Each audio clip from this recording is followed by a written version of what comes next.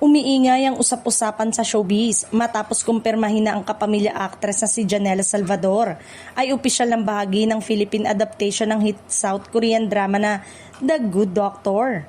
Isa ito sa mga inaabangang proyekto sa telebisyon, lalo na tampok din dito bilang lead star si Inigo Pascual. Ayon sa mga ulat, gaganap si Janela sa isang mahalagang karakter na inaasang magbibigay lalim at emosyon sa kwento. Kilala ang aktres sa kanyang versatility at husay sa pag-arte. Kaya naman marami ang naniniwalang malaking ambag siya sa magiging tagumpay ng serye. Samantala, si Inigo naman ang bibida bilang pangunahing karakter. Isang doktor na may kakaibang kakayanan ngunit may pinagdadaan ng personal na hamon.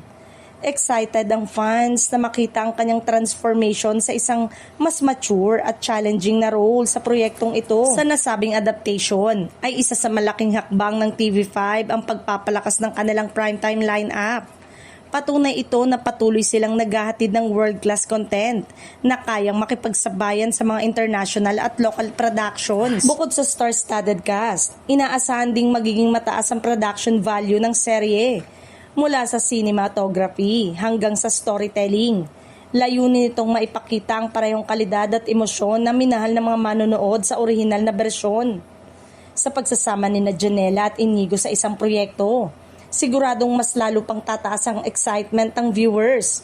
Marami ang umaasa na ang kanilang tambalan at pagganap ay maghahatid ng panibagong kilig at inspirasyon sa primetime TV.